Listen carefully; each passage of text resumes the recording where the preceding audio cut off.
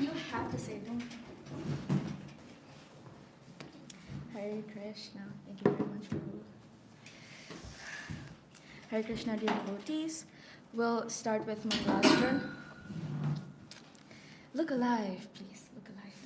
Yes. Om Namo Bhagavate Vasudevaya. Om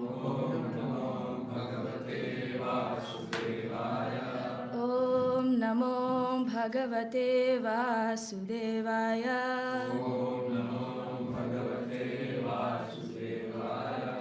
Om Namo Bhagavate Vasudevaya.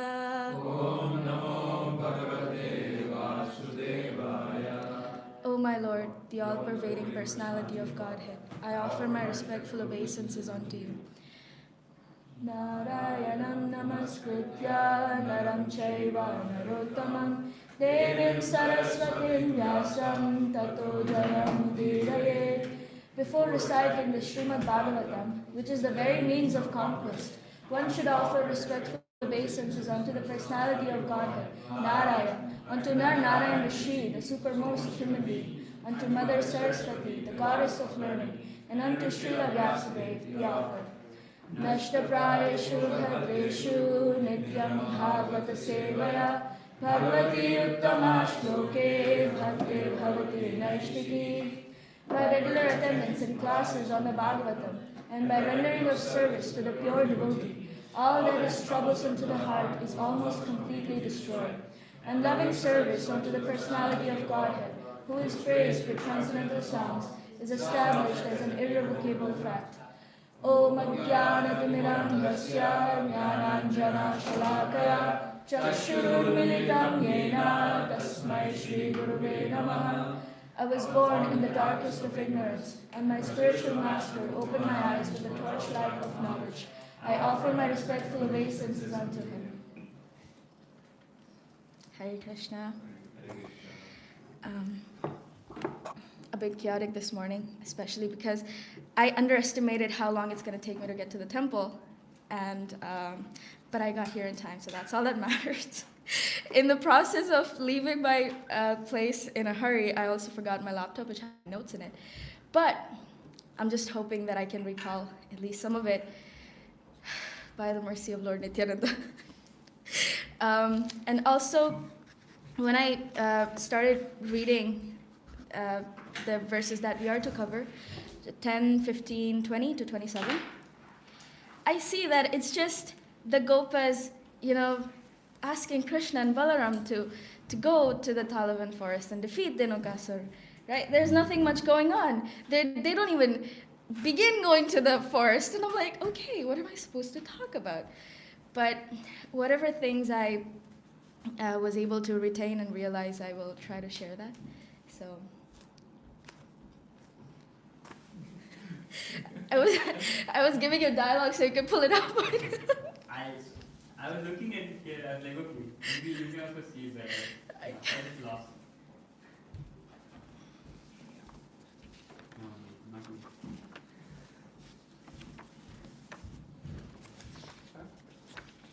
Yes, for me. It's 20. Once, some of the cowherd boys, Sridama, the very close friends of Rama and Krishna, along with Subal, Stoka Krishna, and other loving spoke the following words. The cowherd boys, O Rama, mighty armed one, O Krishna, destroyer of the miscreants. Not far from here is a very great forest filled with rows of palm trees. In that Talavan forest, many fruits are falling from the trees, and many are already lying on the ground. But all the fruits are being guarded by the evil Dhenuka. O Rama, O Krishna, Denika is most powerful demon and has assumed the form of an axe. He is surrounded by many friends who have assumed a similar shape and who are just as powerful as he. The demon Dhenuka has eaten men alive, and therefore all people and animals are terrified of going to the Tal forest. O pillar of the enemy, even the birds are afraid to fly there. O Krishna, No. In the Tala forest are sweet-smelling fruits no one has ever tasted. Indeed, even now we can smell the fragrance of the Tala fruits spreading all about. Text 26. Oh Krishna, please get those fruits for us. Our minds are so attracted to the dear Balram. Our desire to have these fruits is very great. If you think it's a good idea, let's go to the garden. Stop first. Hearing the words of their dear companions, Krishna and Balarama laughed and, desiring to please them, set off for the Talavana surrounded by their cowherd boyfriends. Okay, we're reading the verse 27.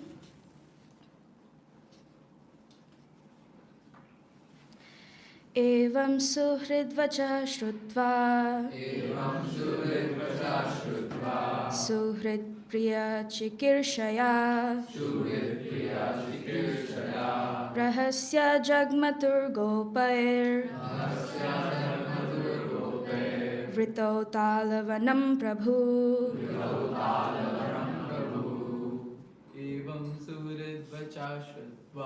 Evam suridvacha shrutva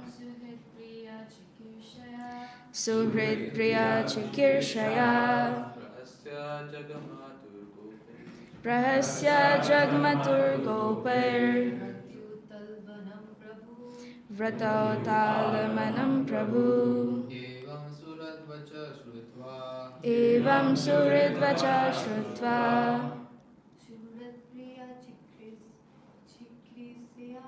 Suhrid priya chikirshaya Rahasya jagmatur gope. Prahasya jagmatur gopair Vritu Talavanam Prabhu. Vrito talavanam prabhu. Evam suhridvacha shrutva Suhrid priya chikirshaya. Suhrid priya chikirshaya Prahasya jagmatur gopair Vritu Talavanam Prabhu. Vrito talavanam prabhu.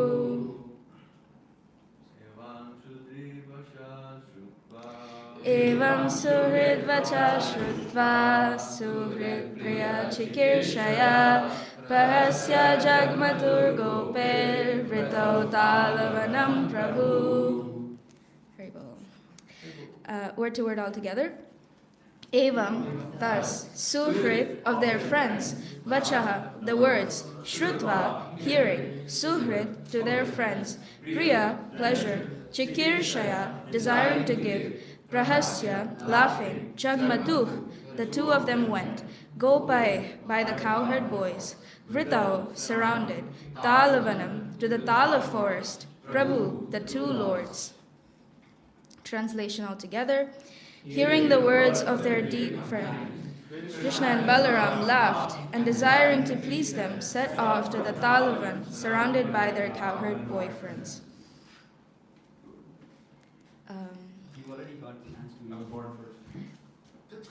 Lord Krishna, listen to the message or representative. Lord Krishna was thinking, how can a mere ass be so formidable? And thus he smiled at the petition of his boyfriend. As stated by Lord Kapila in the Srimad Bhagavatam, Canto 3, chapter 28, verse 32. Hasam harer avantakhila lokatriva shokashru sang Sagara Vishnusnam adi Udara. The smile and laughter of the Supreme Lord Hari is most magnanimous. Indeed, for those who bow down to the Lord, his smile and laughter dry up the ocean of tears caused by the intense suffering of this world. Thus, to encourage their boyfriends, Lord Krishna and Lord Balaram smiled, laughed, and immediately set out with them to the Tal forest. Very well. Okay, so as I said, it's dialogues between the Gopas and Krishna and Balaram. So it starts with saying that, some of the cowherd boys, they lovingly spoke the following words, right? And lovingly, like prema, is very important to understand, especially because the cowherd boys, they are friends of Krishna. And friendships we have amongst ourselves also, but there always comes a time when we're unhappy with our friends. When we're unhappy with our bestest of friends, and Amala Harinam Prabhu, forgive me. Also, what to speak about just friendship? Every other relationships that we have, there's potential for them to be soured at least some point in our lives, right? But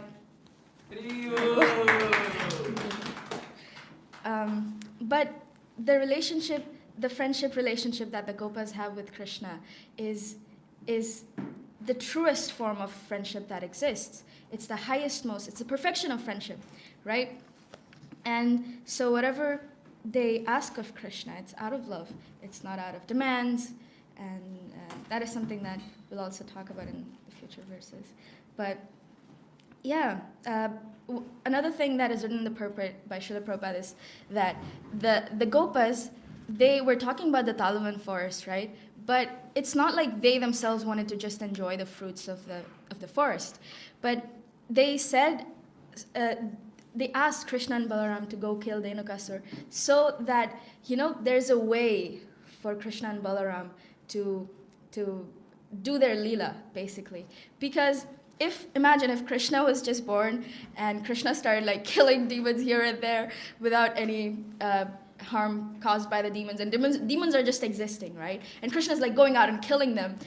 It'll be so unfair to the demons, because demons have a right to exist, believe it or not. Everyone has a will to a will and a right to live. And also in Srimad Bhagavatam, there's numerous times where demons, they claim that, oh, Krishna is unjust, he's unfair, because he's always taking the sides of the demigods. But that is not true, because Krishna cannot be partial. And so for the demons to be killed and for the Leela to happen, it is very important that someone set the stage. Someone set things right, for the Leela to happen. And so the cowherd boys, they were like, today seems very normal. And because Krishna is always killing demons left and right every single day, why not give them another task? And so they make this request. In the text 21, it says, they're praying to Lord Balaram, "Oh mighty armed one," and they're telling Krishna, "Destroyer of the miscreants, not far from here is a very great forest filled with rows of palm trees." And in the purport, it is written that not far from western side of Mathura, like the distance of around 2 yojanas, which is around 16 miles, was what? Was Govardhan. Haribol! And it was very difficult to attain, right? And it is also stated that just 1 yojan away, which is 8 miles, was this Talavan forest. So Talavan was like almost roughly in the middle of Govardhan and where the cowherd boys were, right?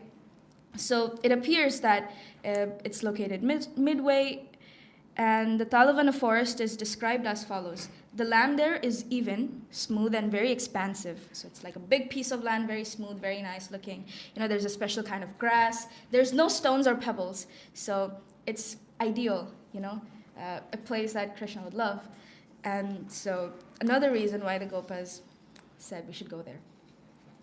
In text 22, it is said the Talvan forest has many fruits falling from the trees.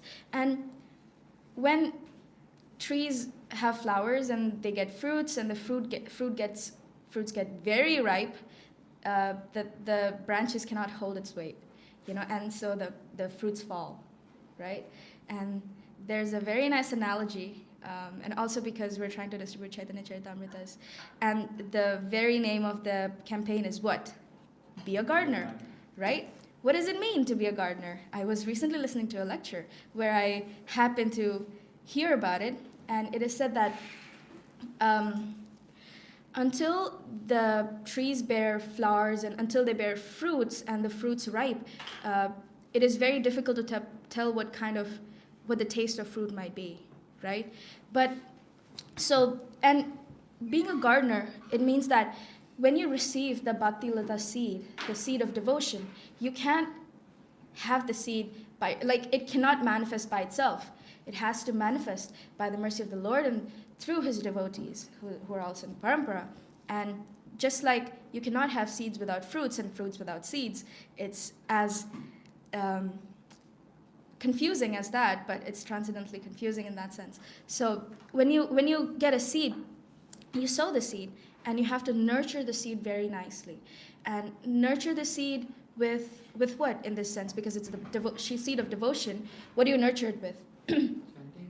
Hearing and chanting. Right there. So you nurture it with hearing and chanting, but as soon as you water the seed, does it grow into a big tree and start giving fruits? No. It always takes a lot of time and nurturing and care for the seed to develop into a little plantling, sapling. I forgot the word, thank you.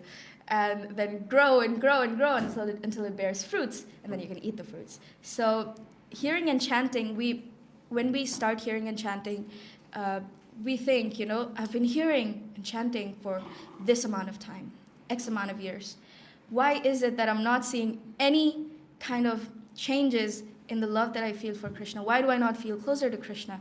It is because we forget that for millions and millions of lifetimes we've been away from Krishna, and because of the rough land that we have not taken care of because we disregarded it, the land, the soil needs to be fertile. So first, when we start hearing and chanting, we create the kind of atmosphere for ourselves to be able to desire any kind of love for Krishna or desire to develop any kind of relationship with Krishna. And when we keep hearing and chanting, one day the seed will develop into a plant. And when it does, what happens? It bears fruits, right? After flowers come fruits. And it is said that when a big tree bears fruits, there's a lot of them. If you try to eat fruits, how many can you eat? For example, what kind of tree would you like it to be? What kind of fruits would you like? Mango? She went for the topmost. Mango. Imagine there's a mango tree, a big, wide mango tree, and it's bearing fruits. How many mangoes can you eat in one sitting? 10. Do your best. 5. 5, 10. How many? How many do you think you can eat? Depends on the size also. Medium size. I don't know what to say. Which type of mango? Okay, I think we're going off topic. But my point of saying is that you can eat some of the fruits of the plants that you grew by the help of devotees and your devotion. But how many can you eat?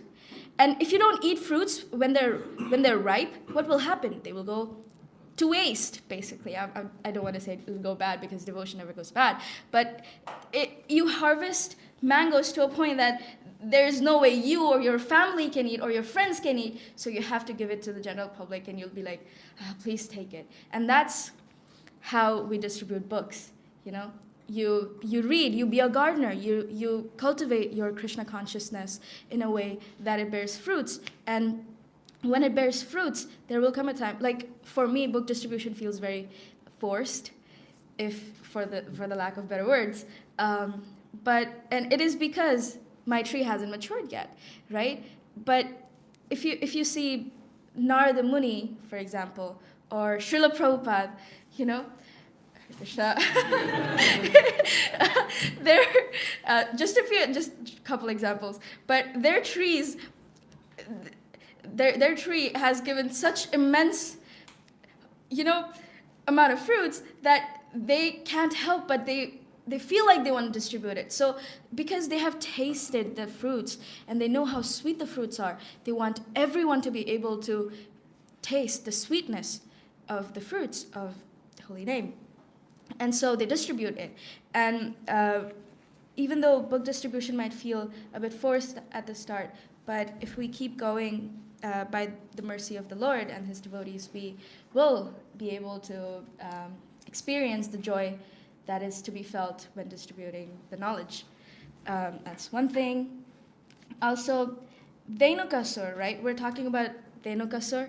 And although this is not the analogy that I heard anywhere, but this is what came to me when I was reading it, that in one of the translations, the Gopas also mentioned that, look how sweet the fruits might be. I can smell it from here, right? And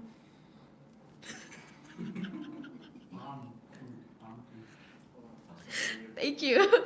Very informative. So you can now imagine the trees and the fruits.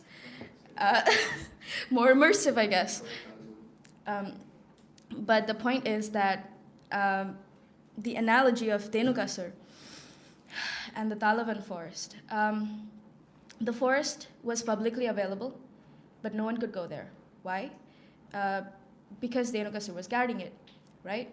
Now, the fruits that are in the forest can be also seen as the rasa of the truest, the purest devotion that exists, the fruits of love and devotion.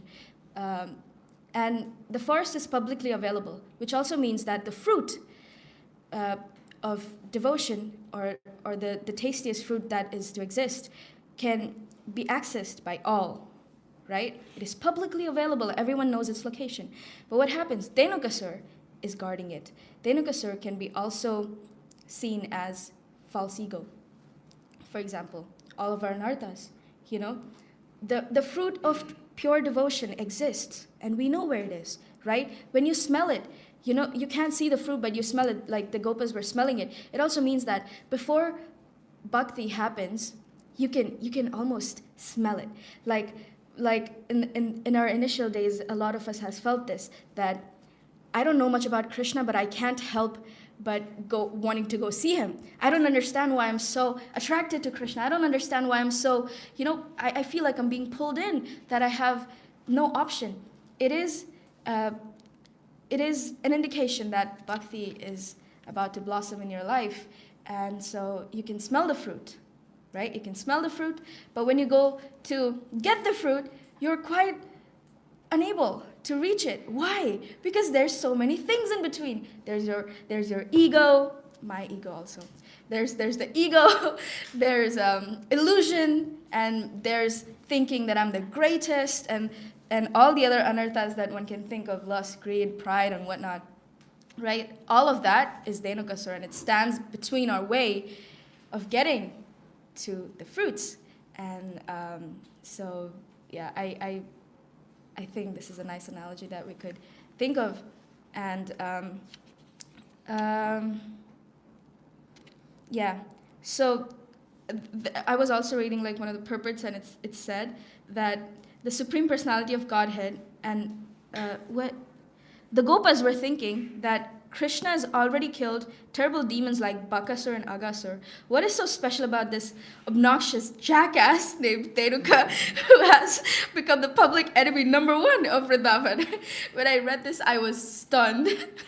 Because where else do you get to see such words in Srimad Bhagavatam? But it's like Dhenukasur was an ass demon, right?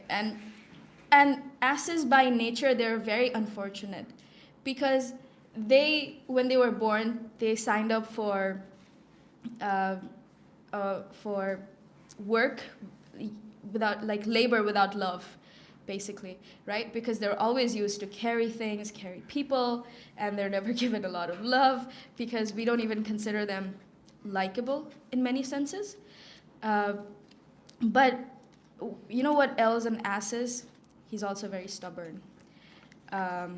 Because he's in ignorance, and he doesn't understand that he also has rights, that if he protests, he doesn't have to carry all this, he doesn't have to do all this labor. But the point is to say that all of our anarthas, or everything that stands between us and attaining that pure bhakti, everything that exists in between, all of our anarthas, they're very stubborn also. So what did the Gopas do? The Gopas, if we can think of we can put ourselves in their shoes in this analogy, right? That we're trying to approach the forest, but we can't, because our anarthas are guarding it, and we can't attain the fruit. although we're nowhere near compared to the Gopas, because the Gopas were very self-realized, and they were, well, the Gopas, they were an association of Krishna. What else can be said?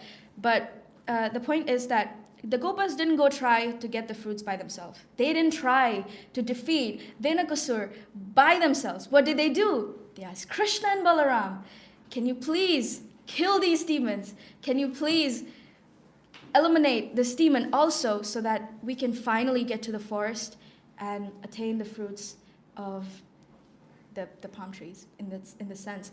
But when our anathas are standing between us and pure devotion, we must not think that by doing this I can overcome it. By doing that I can overcome it. The methods that exist are good.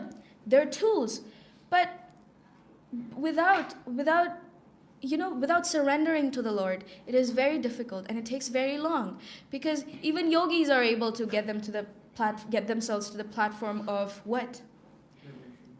Liberation, realization to some extent. They can achieve a lot of knowledge and a lot of everything, but they have to do a lot of austerity also, and also then the results are not guaranteed. But we have to, because we know of this process, of this path, we have to be smart like the Gopas. We have to invite Krishna and Balaram, and we just have to surrender to them and let them take care of our Dinakasurs, right? So that was also something that I wanted to share.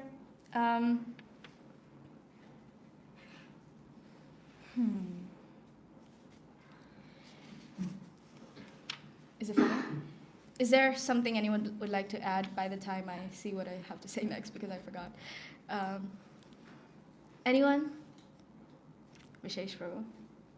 Thank you for this analogy. Very, very well connected. I would like to share a similar analogy that I think I've shared with you before about mango trees.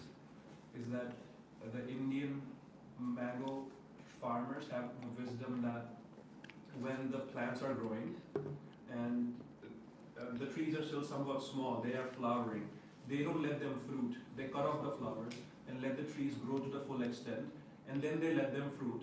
Because if the somewhat shorter trees or plants will fruit, then they will only produce fruits for a few years and then die because of the weight of the fruit. But if you let them grow to the full potential, and then when it fruits, it will keep giving fruits for years and decades and decades. So we can learn from it also that, and at this age, we should not be in a rush to live, in a rush to eat the fruits of our results and actions. It's the time to grow. It's the time, to become taller, and then eventually everything will be longer lasting. Yes, and also we're advised not to think about the fruits. Krishna just says that. Well, this is not exactly related to that, but it's also that people also say, the happiness is in the process and not the achievement itself, because the process itself is more enjoyable than what you feel after you achieve something. Which in this case is not true, because when you do achieve pure devotion, well, I don't know what to say. Experience it for yourself. So, but yeah, that's a very nice analogy, that when you start walking on this path of devotional service, trying to attain pure love, do not be sad when you feel like some of the fruits that you gained were lost just like that, and they disappeared like they never existed, but I worked really hard for them. What about it? So then you just have to understand that those fruits were not beneficial for you.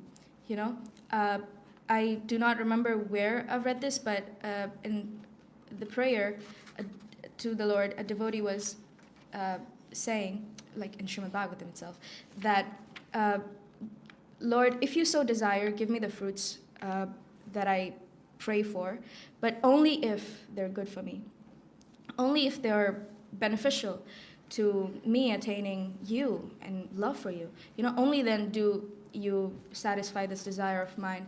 And so we can also take inspiration from the devotees, that pray like this, that even though we're on this path where we understand that we're mature, I'm speaking for myself,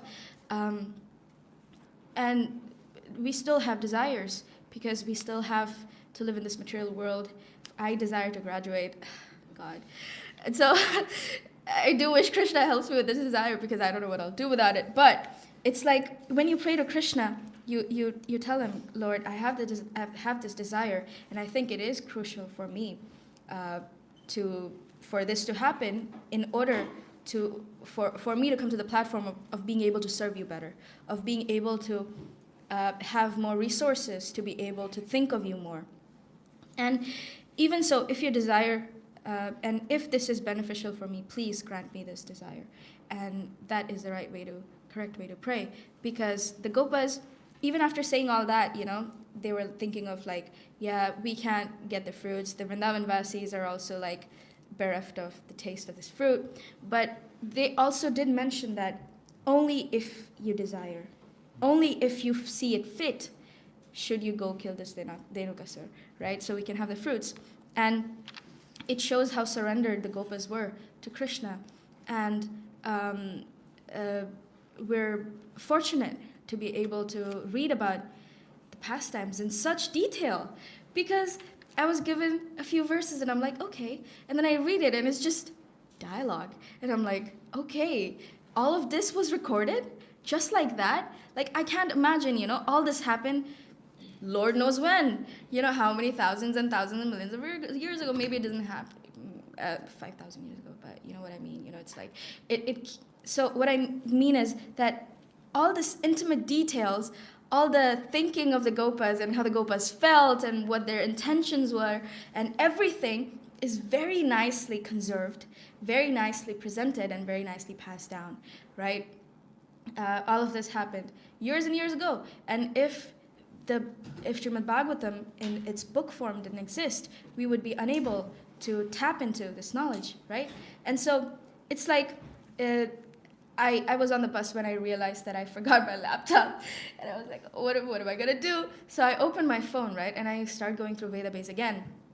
And I'm like, it is kind of funny that this knowledge, which is very old and very important, powerful, and very valuable, is available to me, who's on the train, on my phone. And just like that, I can be anywhere in the world and I can have access to this knowledge, right? This is like the best the world has to give with the technology, right? Like, so it's like, instead of, and it is all there for us to read, right? And I personally, when I started reading Srimad Bhagavatam a few months ago, I was thinking, I'm starting with Canto 1, and how many cantos exist?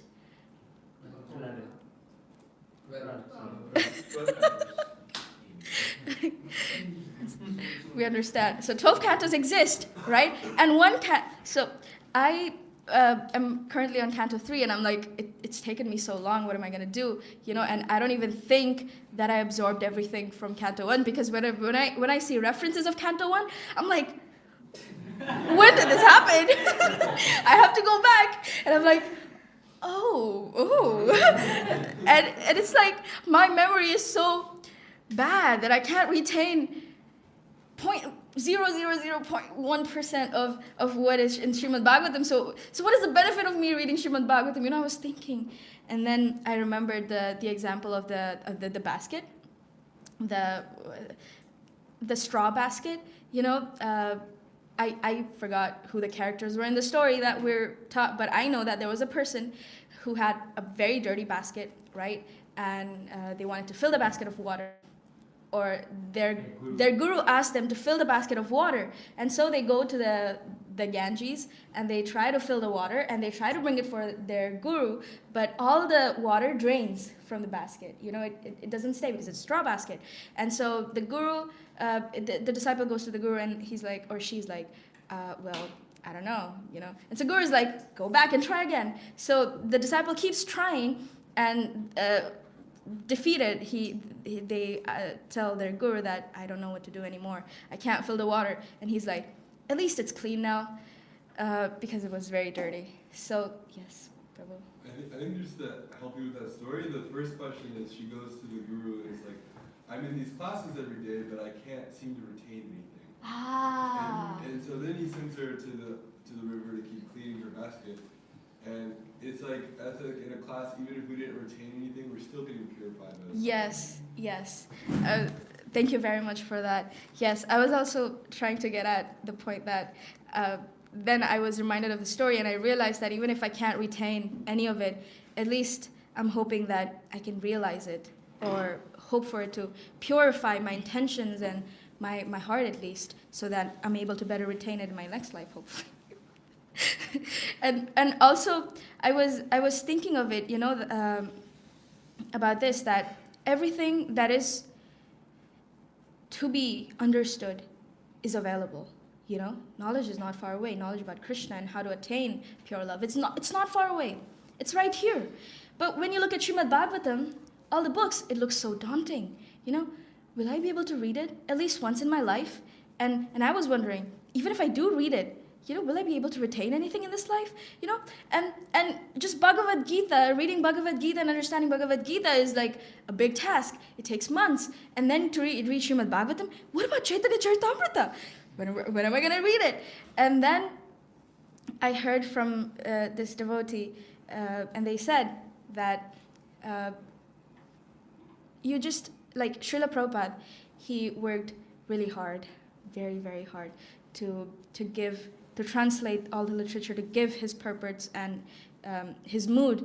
The purports are his mood, because that's how we understand Srila Prabhupada. So all you can do is read with the same intensity or excitement that Srila Prabhupada felt when he was translating this literature. All you can do is do that and hope for the best, because you just have to think that Srila Prabhupada worked so hard. I can just put the same amount of effort into reading his books, and that's all I can do. That's all that is in my hands. And when you do that, the Lord also reciprocates, and Srila Prabhupada reciprocates. So everything that we need is here. And instead of trying to intellectually understand or try to, scientifically with proofs and with why am I blanking? With proofs, trying to get to the same result by ourselves, doing all the searching and scrolling on Instagram, trying to attain knowledge, which is very important, I promise. Very important. Instead of doing that, maybe we can scroll a little on Vedabase also. I'm saying this for myself. Because this is all there is that matters, and when we realize that, it helps us find time to read the scriptures. Because I also find myself often complaining that I just don't have time to read the 5 pages that I said I will. Maybe I'll read one. But then I realized that in your endeavors, you don't have to be perfect. You just have to be perfect in your intention. And when you have that perfect, strong determination and intention to read Srila Prabhupada's books, to try and walk this path of bhakti, Lord cannot help but reciprocate, right? And I was thinking that we can't even count how many living entities exist on this earth alone. I'm not talking about people, because we have, and even that number is like not accurate, but it's like the number of souls on this planet Earth by itself, right? We cannot imagine. And what to speak about all the other innumerable universes and all the living entities that exist. Actually, my brain would malfunction to think about or try to calculate. But what I was trying to say is, even when millions and billions of souls exist, Lord has the capability to be personal with everyone, right? And I discovered it for myself, because as I was talking about it in my last class, that the Lord is right here. Although he's very far away, doesn't seem attainable, but when you have the purest of intentions, if you carry the purest of intentions in whatever endeavors you're making, then the Lord is not far away. You can have him besides you at your wish and will, because the Lord reciprocates to his devotees like that. And that's all from my side. Questions and comments? Yes. First of all, it was a beautiful last session. I really like the analogy that you gave. I never thought of it like that. Me neither. I was so shocked. Yeah. So we can see how it's coming from Krishna, like Mat Tasmiti Gyanam Prabhu. So I was thinking, like, if you say that like Krishna's friends, they depended on Krishna for him to defeat Denkasur, right? So we should depend on Krishna to overcome our anarthas. So my question is, like, then what is the point of us doing our sadhana, working so hard to fight our anarthas, working on a particular anartha, like if I'm recognizing that I have this, then I'll do something about it, right? Can you put it in one sentence? Sorry. I'm sorry. Okay. So Short of time. what is the need for us to work on our anarthas if we have to depend on Krishna? According to Gary. I mean, you have to do your part, right? You do your due diligence in all matters, as I was told. And it is very important that you show Krishna how bad you want it, right? Unless, like, I wanted to get really nice marks on my final exam, for example, but I just think of getting very nice marks. I don't actually put any effort in, What can the Lord do on the day of exam, when I ask the Lord, please give me knowledge to write this exam and ace it. And he's like, well, there's nothing in the inventory, Like, you read things and, I would prepare for my exams and I would think that I read so-and-so, but then I forget on the day of the exam, right? But then somehow magically it appears sometimes. And so it's like, if there's nothing in the inventory and if you don't have any intention to actually do it, it's like, don't demand Krishna to do all the work for you. Like, put in some of your work, and I understand why you asked that question. But it's like, until you show how bad you want it, Krishna won't understand. Like, he will understand. But it's like, if you're not showing how bad you want it, then you don't want it that bad, right? If you don't want your anarthas to go away bad enough, then they will stay. Because, they just stay. It's like, how the landlords have particular rules about tenants. I recently read about it because I had to sign an agreement. And it said that you cannot invite someone over for more than a week. Because once they do, it's like he has to get all, like, the government and everything, like, he has to get, like, the legal teams involved in order to get that person out, because he's staying there for so long and he has the right to live there now. So you have to prove that they don't have the right to live in order for them to leave or to make them go away. And so our anarthas, they've stayed with us for so long that we're practically roommates. Like, we have a lot of roommates. And so it's like, we can't just ask them to leave just like that. We have to get that legal order, that notice, that government notice, get out. And who can give that? Krishna and Balaram, they can give us that, and so it is important that we show our intention and our heart to the Lord, and then he will help us. Put your efforts, do your due diligence, do your part, and then you can expect reciprocation. I hope. If someone has to add to anything to that, yes. So maybe depending on Krishna alone can do it too, if you truly depend on him. Oh, like yes. Gopal did. Like, we in the morning were in Shikshashtikam, I don't desire beautiful women, but by the evening are you not? So do we really purely depend on Krishna? If That's he true. can, maybe then it will happen.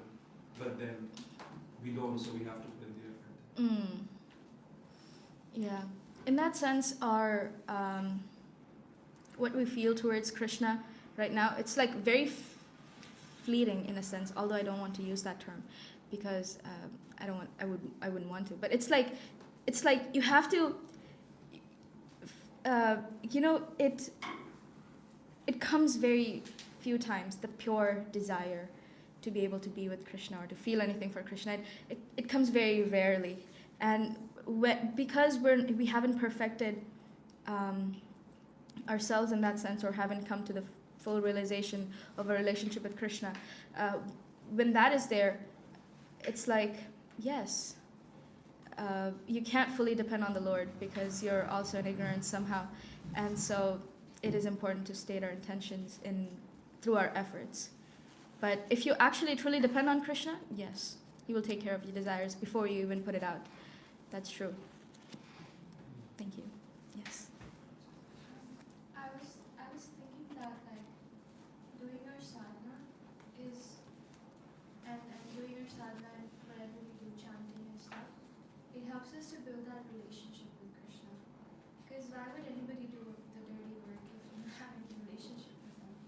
You know, it's like if I'm sick and I have a friend who like is taking care of me, then because I have a relationship with them, right?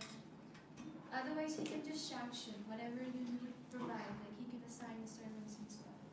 But there has to be a relationship, so that sadhana and everything helps to build that relationship. Yes. And, in the purport of the last verse that we read, it is said that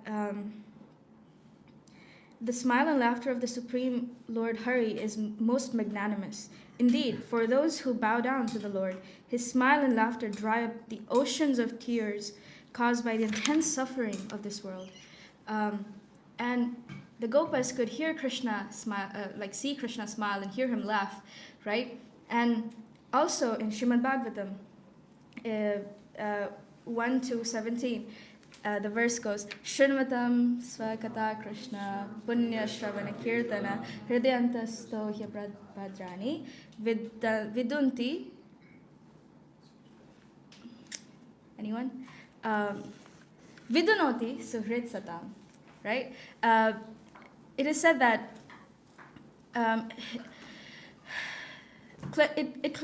hearing about the Supreme Lord cleanses the desire of material enjoyment from the heart of the devotee who has developed the urge to hear his messages, which are in themselves virtuous when properly heard and chanted. The very first line in the purport says, messages of the Supreme Personality of Godhead, Sri Krishna, are non-different from him, which means that reading about him, laughing, is as good as hearing him laugh. Although we're nowhere near where Gopas are, or how exalted they are, but just reading about that is as good as hearing Krishna laugh himself, and that is also a beauty of Srimad Bhagavatam. So yes, I don't know why I said that. Sorry. Because you're right. Because that means like both things are needed. Yes, both things are needed. Thank you very much. Yes, that's true. Anyone else? Amala Harinam Prabhu, please say a few lines.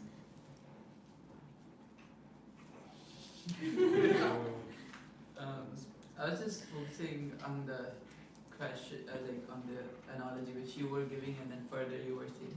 I just heard something similar yesterday from Maharaj. I said a few lines, please. Yes.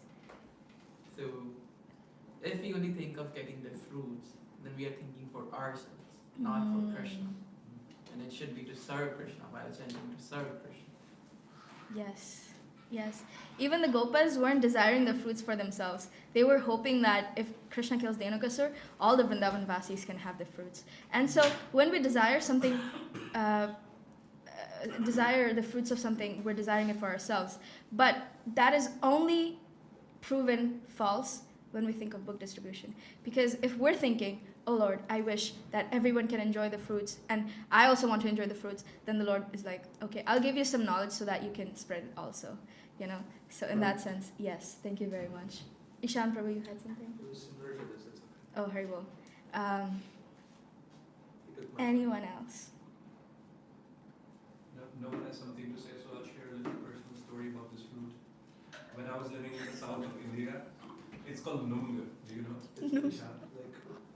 We also call it Targola. It's a very watery fruit. It's very refreshing. So when I moved there, I was watching reels about this fruit, and I was like, I have to get it.